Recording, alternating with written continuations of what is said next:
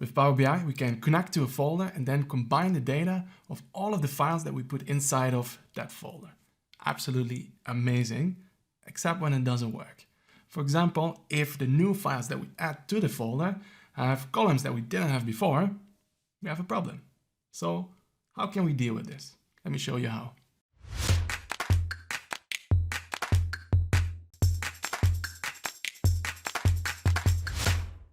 Welcome to How to Power BI. My name is Bas, and in this channel I share everything that I know about Power BI with you. So make sure to hit that subscribe button. Now let's have a look how we can make our combine from folder a little bit more flexible, so that when new columns show up in new files that I add to a folder, that they also show up in the end result. For this example, we have 3 different Excel files. For each month, we drop in a new Excel file into a folder, and then I go to my Excel workbook, I refresh, and it picks up the new data of the files that I put inside of that folder.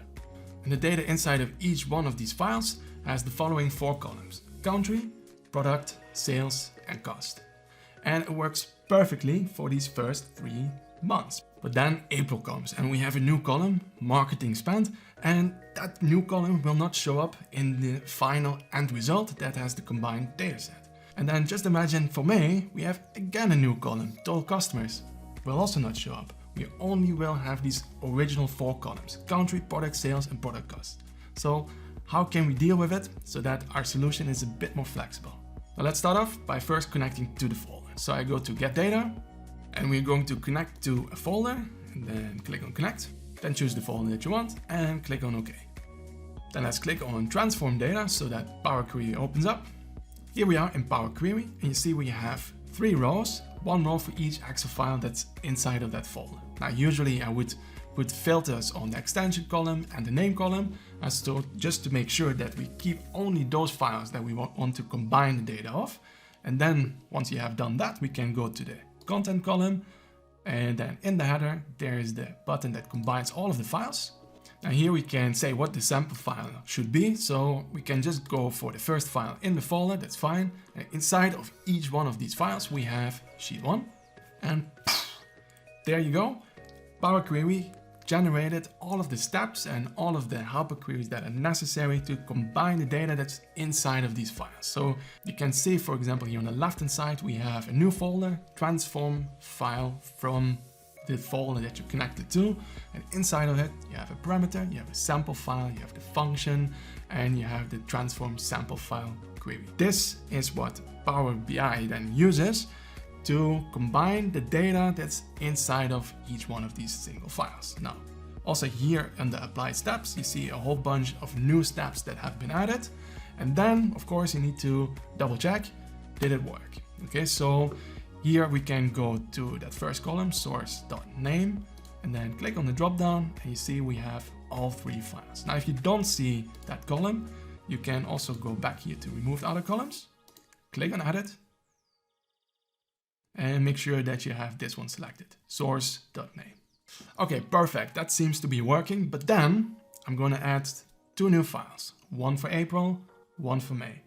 And in the April and May files, I have these new columns that I didn't have before. Let's see what happens. I'm going to go back to Power Query, going to refresh the preview, and here I can go to the drop down and see the files are there. However, these new columns, they're not showing up. I still only have sales and product cost. But in the April file, I also have marketing spend. And then in the May file, I also have marketing spend and total customers. And those 2 new columns, they don't show up in that final result. So how can I now adjust my query so that I do see these new columns that have been added to the new files?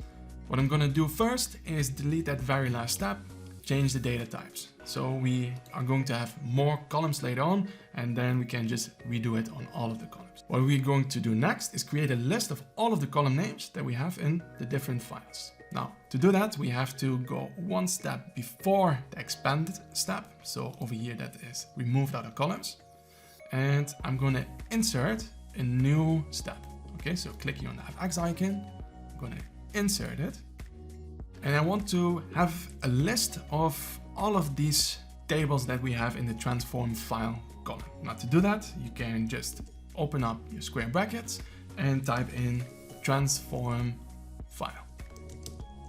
This gives you a list with nested tables. And if you click in the blank space right next to these tables, it shows the data that's inside of that table. So inside of that file. For each file, we have one table. So if I click on the next one, you see we still have sales and product cost. Third one, sales and product cost. But then the April one, there we also have marketing spend. And then for the May one, we also have total customers. Okay.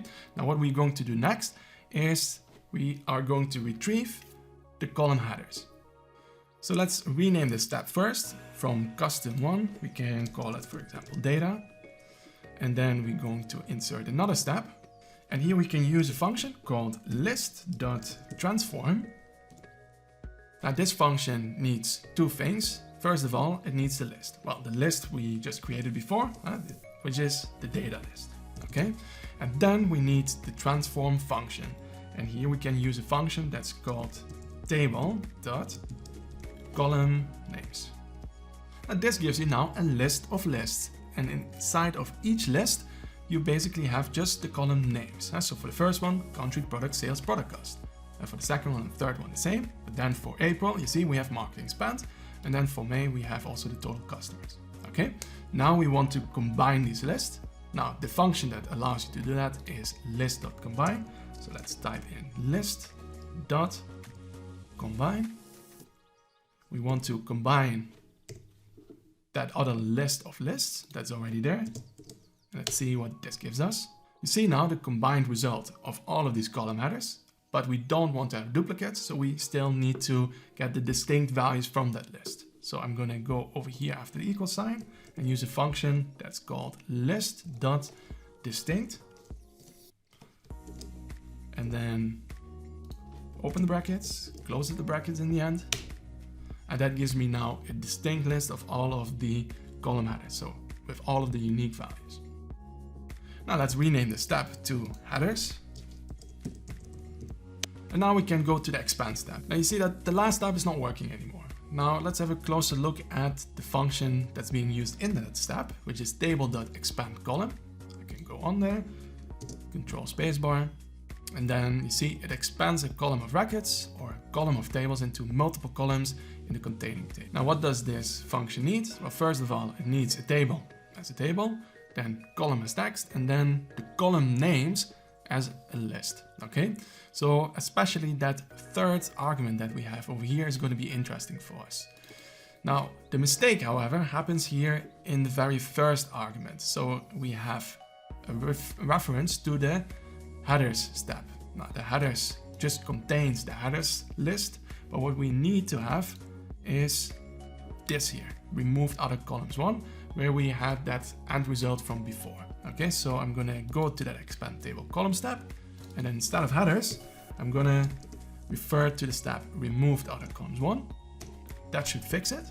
Okay, and now the interesting part, because that third argument over here is basically a list of all of the columns that I want to have in my end result.